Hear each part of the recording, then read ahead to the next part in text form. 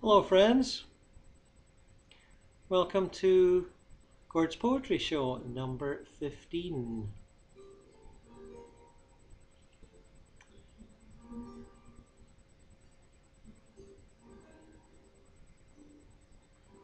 Welcome to a varied selection of lyrics and meditations and reactions. Welcome to the dedication to the recently passed Canadian poet Raymond Souster, the long-lived and much respected Raymond Souster. Many decades of writing and editing and promoting the cause of modernity in Canadian literature.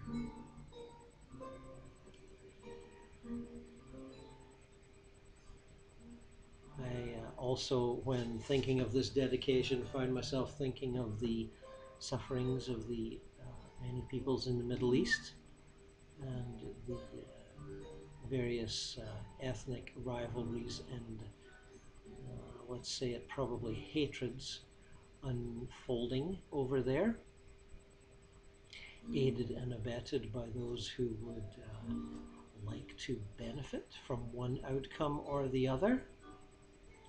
Yes, I think we know who they are. So, suffering is as old as the hills on this planet, but then so is poetry.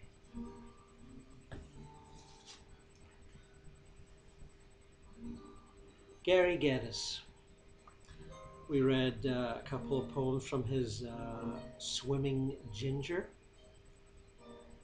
the book of poems inspired by that 12th century Chinese scroll painting, which I might add is beautifully reproduced in this Goose Lane edition, and strikes me as would make a lovely Christmas present for the poetry lover in your family. Or perhaps the young person that you would like to grow into a poetry lover. A little bit of psychic propaganda there. Magpiety. Or should that be magpiety? I asked my lover his opinion of the magpie, perched on a branch outside the window, chattering, eyeing bright objects on my dressing table. The privileged have time to pass judgment, he mutters, raising his cup for a refill. Me, I'm the magpie. I take my pleasures, gaudy baubles, where I find them. This wine jar's home to me. Comfort, entertainment, oblivion. He falls back on the cushion, belches. I toss a slipper at his head and scowl. So you see me as a gaudy bauble? Don't waste my time. The texts of seed and saliva you inscribe on my body are pale ink. They vanish in the space of an hour. Hoist sail, be off. You're not the cat's meow. Dog's breakfast, more likely. A dappled horse or empty sampan might be construed as wanting to be ridden. Not me. Ballads are being written about the lovers I've hung from my yardarm, the dreams scuttled, pride run aground. He rallies. Bravo, you lovely witch. Bring me a drink. I'll transform your vinegar to verse. He's reclined on a settee when I bring in the jar, his wine glass extended. Drink up, I say, pouring the liquid on his head. I take pleasure where I find it too. The magpie, content, lifts from the windowsill with raucous laughs.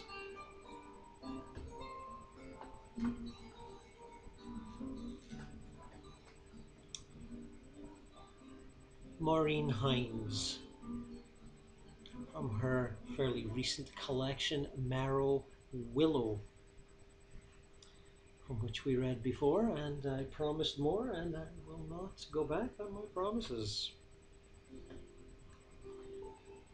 Dark Morning. Dark November morning, and at my urging you recite your dream to me, a prayer to the end of the world, a signal, one death out of which all others will tumble, and you are accepting the end with love, accompanied by family and strangers, and mention of me. I tell you I am gathering the four corners of my dream together, letting its contents, lost tickets on a train ride across a flaming trestle bridge, slide into the center of my mind. But as I say this, the entire folded bundle evanesces, becomes the flight of starlings over the roof, becomes the scatter of rainfall against the window, becomes one last press of my body against yours.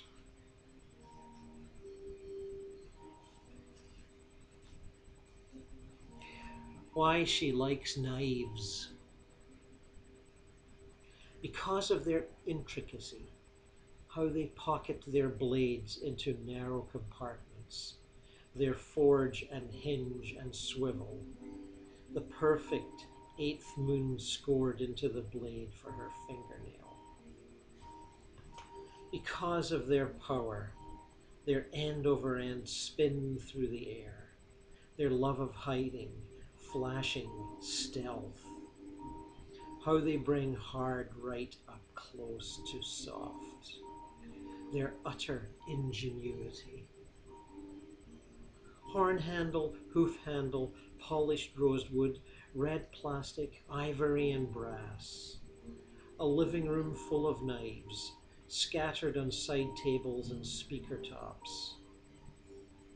Flensing knife, paring knife, tiny scimitar, the handsome French knife especially for Brie, the knife from Azerbaijan, the pink and green handled one from Tibet, the Ugyur blade and its carved sheath, Vulcan and Diana, Mars and Minerva.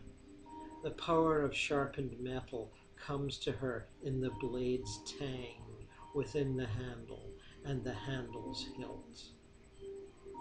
The lost knife, the first knife in her childhood, the pearl-handled two-bladed one whose blade kept slipping out unhinged. Innocence and danger folded into each other. The knife that skins, the knife at the table, the surgeries that have been required, the certainty. Holding the knife to admire it, new.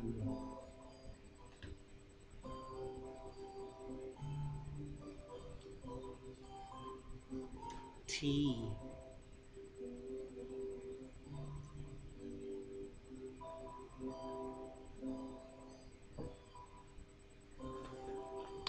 Jena Schmitt, from her collection Catchment Area. Today I saw Samuel Beckett. Today I saw Samuel Beckett take the shape of a hawk, steely-eyed and soaring, wild, eccentric circles in the air. He comes to me screaming, "Why did I? Did I?" and lands on a lamppost, accusations flying. I wonder how close I can get, skilled as he is in life and death. Our sights are set. I am his.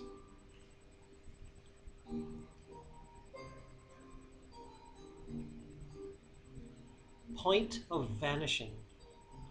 The mind corrects every image, arranges our cubist vision to try and make it right. Every view becomes a map unfolding with a geography sensitive to the slightest breath. One hesitation and the building appears, then disappears with the morning light. An open field where a house once stood, or another in its place. Turn away, and what remains?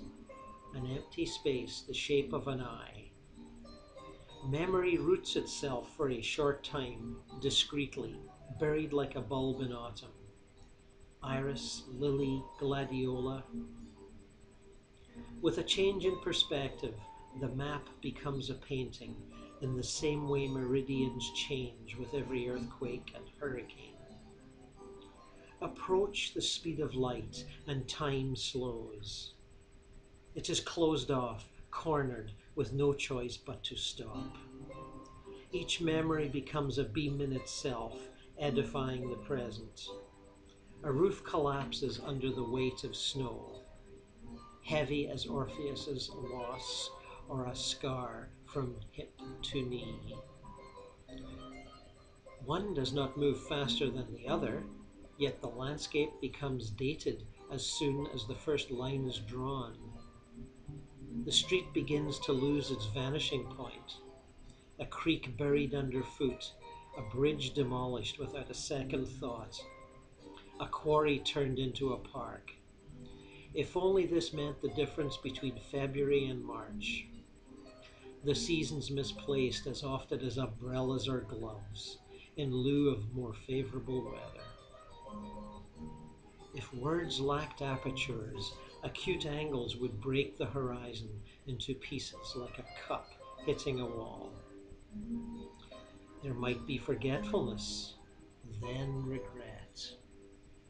Again the lilies did not take.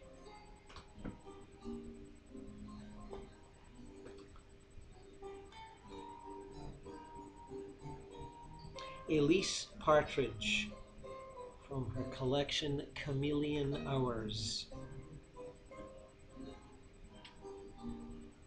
Crux. Upside down like a child clinging to monkey bars, a bloated mosquito dangled from the web's crystal threads. Bewitched with glue he swayed, game slung on a pole. Then, as if to argue, jabbed his bayonet head skyward, twitched, hurled himself backward yanking, heaving to loosen four legs, flung two out like a rocket. Wings whirred, blurring, flailing, he jerked, flipped right, squeezed, but his lunging ditchwater inch could barely shiver the net. Self-possessed, idling, calm, riding out every quiver, the spider perched at the rib. What should the witness do? Should I, like God, swoop down with capable hands, arrange some culpable mercy? Or not intervene, like him? Would I be stealing too if I sliced the legal strands, row on inevitable row? Her abdomen's ample bulb was flecked domestic brown. Perhaps she needed the meal. The mosquito, desperate, flexed and sprang, up, down, to lay a quotient of eggs. Rain slashed the web at dusk. One wisp kept floating, festooned with severed legs, and half a rainbowed wing.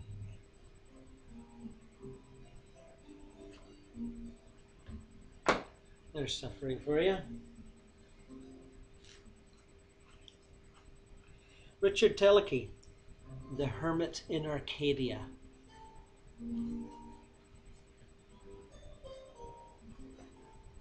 To Philip Larkin. There's a recognizable name in the world of English lit. Strange to know nothing, you wrote at 44, shivering in time concrete as air or water. Never to be sure. You held on another 19 years with deprivation for daffodils. A pretty thought. All lies, of course. You had long, thin feet, but no one beautiful or devout to suck you off. Sex did not begin in 1963, though cold as snow your body felt it so. Even to say you aren't sure begins better than most, who fairy tale themselves with fantasy. Nothing noble there, just sad. Sadder than the old music left on a piano bench, or that vase you choose as symbol in a final line. Yes, our things last longer than we do, a fact no faith can ever change. You would probably not want this reply, fetid for stark grimness as you were.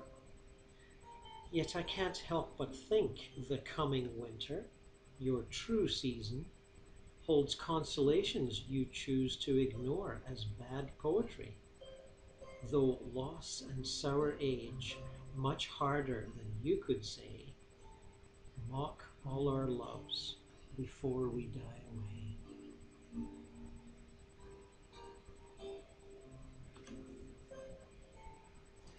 Mock all our loves before we die away.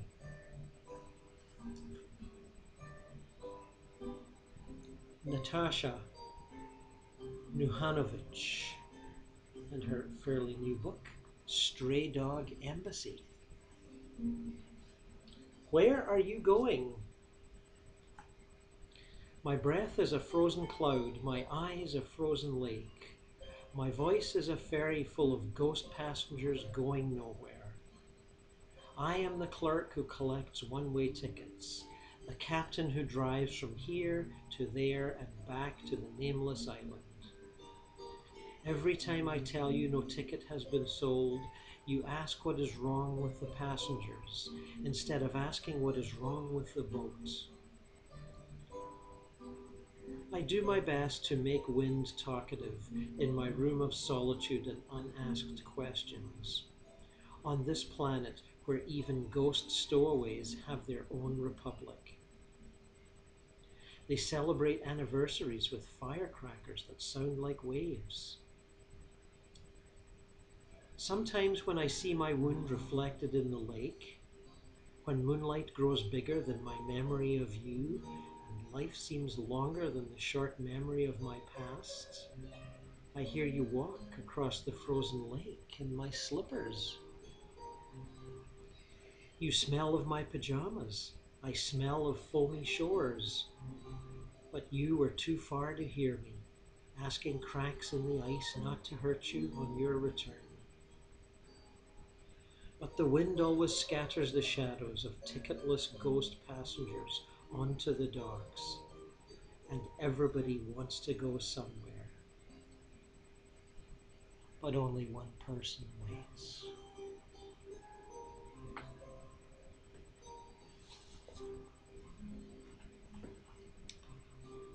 Stuart Ross, his newest book, his newest collection, another great cover I might add. You exist, details follow.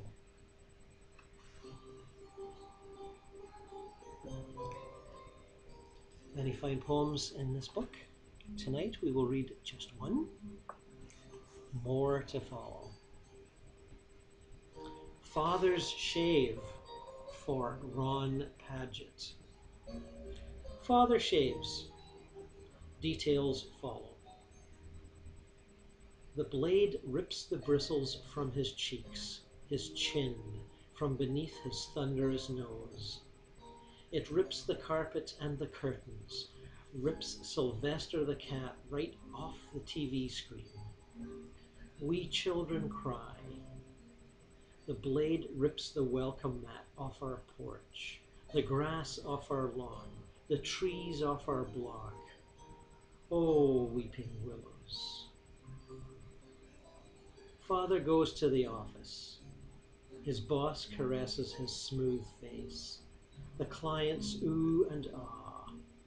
The streets are bare of cars. One planet hurtles into another.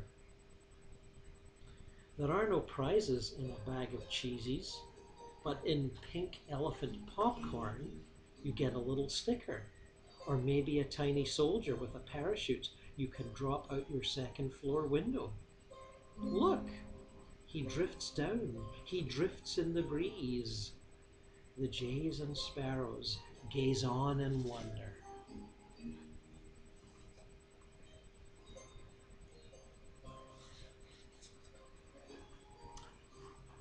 Now Ron Padgett himself, again from the collection You Never Know.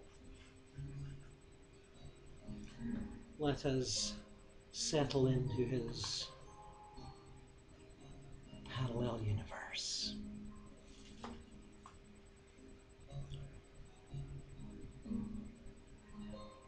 Mountains are a feeling, said Byron.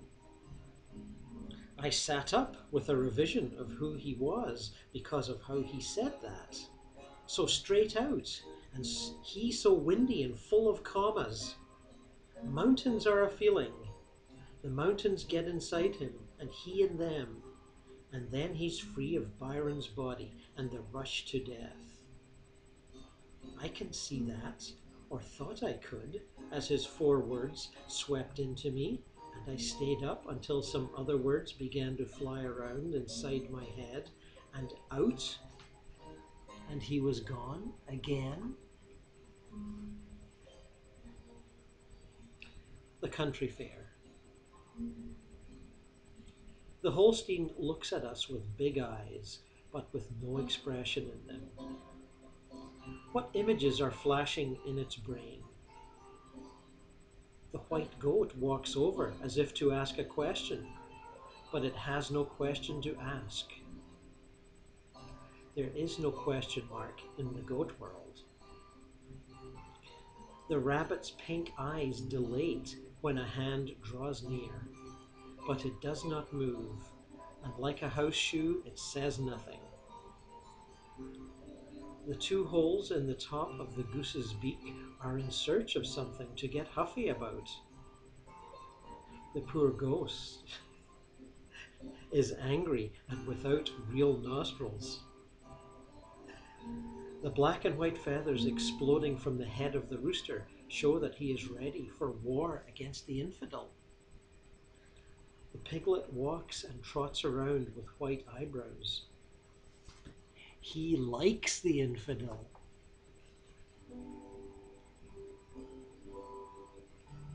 The abyss. We skid to a stop at the edge of what we realize is a cliff, and our breath goes out over it and falls slowly into the abyss. The abyss is so hungry that it will accept even breath.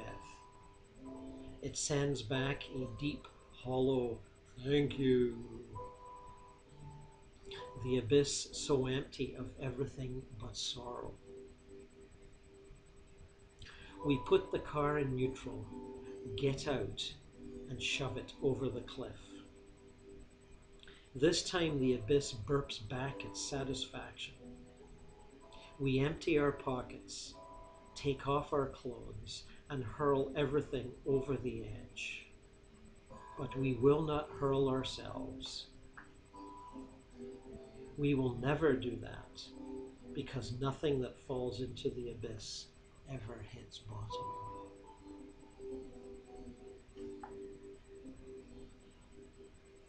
The saint lurches.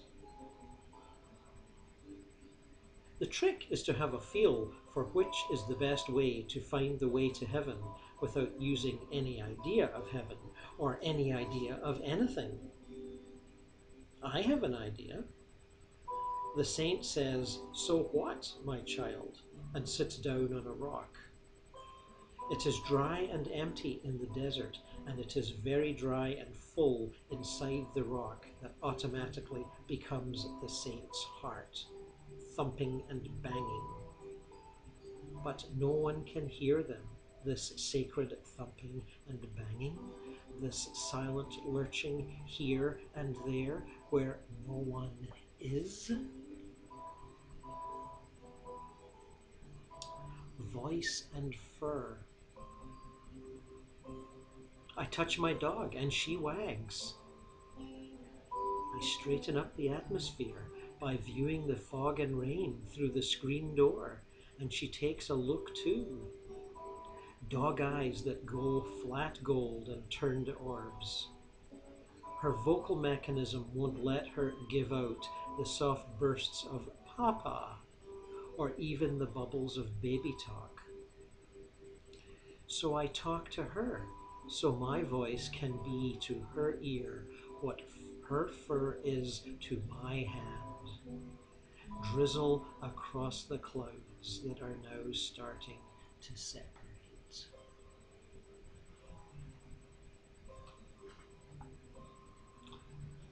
Well, thank you, Ron, for all those.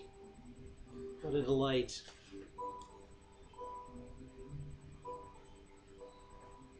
Yes, I believe that's all for this evening. But, plenty more where all that beauty came from. I think poetry is easily the best language of all.